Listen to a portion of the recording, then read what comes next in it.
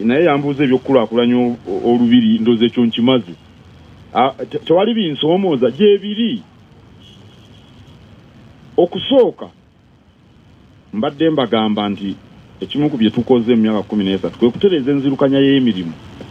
Edda mu Bulange wayingiranga buyingiza n'otambula mu nkuba okumala wiiki 3 sabbiiti 2-3 ng'ofuuse mukozi wa Kabaka. Toyina busobozi bwonna. Tetuli wano mu Bulange kutuusa mikolo. Nedda. Obwakabaka Buganda eddeeti ya ku ntikko nga buli ayagala ayingira neyeegabira emirimu. Oba owekitiibwa Kitooke aleesa abantu ab'ennyonyi ennyange abayiyaawo tibasobola. Kakati ekyo bantu baali tibakimanyidde. Mujjukire nafuka Katikkiro ng'Obwakabaka bwakabeerawo emyaka 20 mirambirira 2013 gyali emyaka 20 wabaddewo abantu engeri gye bakolamu ebintu. Kati ojja n'okyusa ekyo nga omusajja ono tayagala bantu bafune emirimu tayagala. Nalabako na bano waliwo omusajja gwe nalabaawo. Mubayita mutya bano aboogera ennyo? Babayita ani? TikTok oba blogger. Tinagoba abantu emmengo ate abantu bennyingiza emmengo mu mirimu bibasinga obungi okusinga bwe kyali kibadde kasookedde Obwakabaka buddawo. Naye nga bajja mu ngeri nnuŋŋamu si kuyingira buyingizaawo ne weetalaatala. Kyaleeta ensasagge. Oba tugambe n'enkola ennungamu oyagala kufuna bannamikago nga bwe tulina Airtel oba Centenary tova eri n'oyingira buyingizi nti ze bannange njagala kukolagana nammwe. Olina okuyita mu Majestic Brand ne tukusunsula okoleka naawe ye kampuni ezze okukola naffe empandiise mu mateeka siwagala kukola na baferefere abalala bajjanga awo nti basibizi ba nsimbi. Omanyi ngenda kuleeta obukadde bwa $4 mugamba genda mu Bikal bakusunsule. Waliwo eyannemerako tayagala okukola naffe amasimu. Omanyi okusiba amasimu ogapanga amasimu n'aweereza buli muntu katikkiro nemuweereza mu Bikal bamuga leeta certificate gye weewandisizako kampuni yo yadduka emisiri na buli tetumulabanga. Omulala n'agamba nti ayagala simanya kulima bibala agenda bitunda simanya Kuwait nawa oba ne Kata tuwe ettaka ne banneesibako ne bava ne Bungereza ne bajja ne mugamba mugende mu Bikal ne badduka tebaddanga. Kakati ebyo byonna bikuleetera abalabe abaali bamanyidde okukola ebintu nga bwe baagala. Abo ekirala twakola ettoffaali wano abamu ne boogera ne bawandika ne tetumanyi ssente gye zigenda ez'ettoffaali. Eyo Masengere ezimbwa eyo Masengere nene n'okusinga Bulange. Terefayina ezo zikoleka ezo Mamasiro naye nga abantu bawandiika n'abayogeranga bano abalina emimwa giti papapapapapa bwe nkuŋŋanya obukadde 10 mu ttoffaali ntwalako nga 2 ewange bisoomooza. Abalala ne bagamba neefudde Kabaka kubanga abantu bankubira eŋŋoma banzimbira ebitiirirwa bazisimba ebitooke neefudde Kabaka ono afuuse Kabaka. Kaakati Katikkiro bw'akola emirimu gya Kabaka abantu ne bamusanyukira ate Kabaka y'asinga okweyongera ettutumu. Mukawulidde ako? Katikkiro bw'akola emirimu gya Kabaka abantu ne basanyuka ettutumu erya Kabaka lyeyongedde. Mwambadde temulaba abantu abajja ku mikolo gy'Obwakabaka temulaba nti beeyongedde lwa mbeera zino ze tubabeeramu lwa kwetala kwe twaliko naye nga babyogera nti neefudde Kabaka. Kati Katikkiro abeera atya Kabaka? Ow'omutima ayinza okubeera Kabaka. Mbadde ngamba Omulangira yali Obwakabaka naye byonna byaliwo ebyo byonna byaliwo naye mu gavumenti abatusoomooza bangi mulimu bangi abatayagala bye tukola ebigasa abantu naye nga tebabyagala nabo gye bali tufunamu obuzibu mu byobulamu bwe. Nammwe abamu abali wano ne munjogerera sigenda kubaatuukiriza naye mmwe abamu ku wano ne munjogerera we muli mutebyagambe mboogere. Kale ebyo byonna bisoomooza. Programu zino ze tukola zeetaaga ssente nnyingi.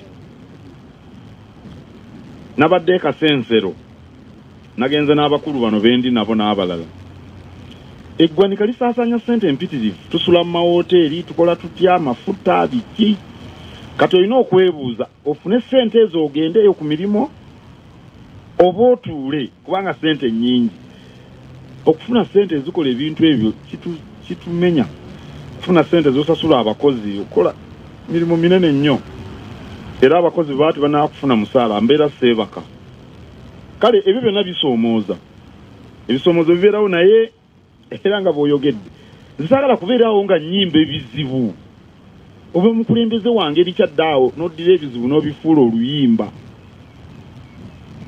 nti kubanga oli yasinziddeeyo gy'abeera ewuwe ali mu kulya gonja yanjogeredde ekyo nakyo kibeera ekizibu ky'onyumya mu bantu omukulembeze takola bw'ati era nze sikaaba bizibu era abantu bagamba nti gwe tolina bizibu kati bwe mba nabyo gwe onoobikolera ki gwe yisa kigongo gwe onoobimala n'olwekyo ebisoomooza bibeerawo naye tubivuunuka obutale bwa Kabaka buli wansi wa kampuni eyitibwa Rexba kampuni eri mu Nkuluze era obutale bungi tuli mu kufuna twagala kufuna bannamikago ng'akennaakulabye bwayise n'obulala buno kibuye wawa tubuteeke ku mutindo omutuufu naye nga bali abakoleramu kaakati be bajja okusooka okugabana oba midaala oba ebifo eby'amaduuka yenteekateeka eri mu Rexba Abdul Nasir Lubwama owa UBC ettaka ndinunudde nno ettaka ly'amasaza n'ery'amagombolola nalinunula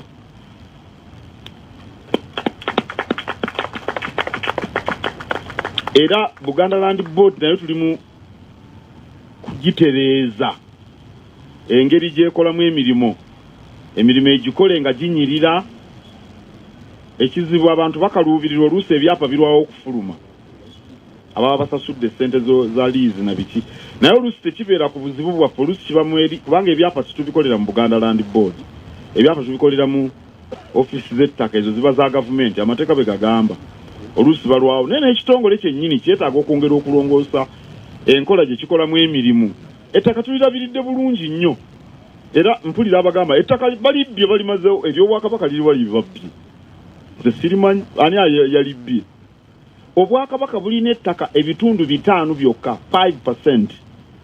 Ettaka eriri mu Buganda fenga Obwakabaka tulinako 5% lyokka lyemuwulire ettaka emima 305 biki ettaka ery'amasaza n'ery'amagombolola lyonna lyenkana 5%, ebitundu 5 ku 100.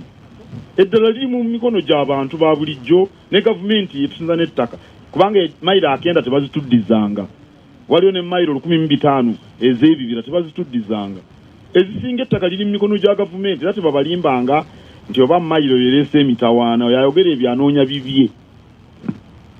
Enzirukanya y'emirimu eyekwata ku ttaka mu gavumenti yesinza okuvaako obuzibu. Obuvuyo mu ofisi z'ettaka nsonga nkulu, obunafu bwa poliisi mu kunoonyereza emisango gy'ettaka nsonga nkulu, akasoobo mu makooti ku misango gy'ettaka kizibu kinene. Abantu beeyongedde obungi ku kyalo kyaffe e Kasanje wabangayo abantu nga 100 kati kuliko abantu nga 100. Ettaka lyerimu tirigaziwa, ettaka likaddiye nsonga ya 5. Ey'omukaaga oluusi gavumenti naye ebiyingirayingiramu mbiwulira ba RDC ba minisita baani ne gavumenti ne kkooti lwe beewadde ebiragiro ebiyamba byebizibu by'ettaka. Naye ffe ku ludda olwaffe olw'Obwakabaka ettaka ly'Obwakabaka tulirabirira butiribiri era tewaliri baali babbye era ababagamba nti ettaka ly'Obwakabaka balibbye bakubuulire gye liri.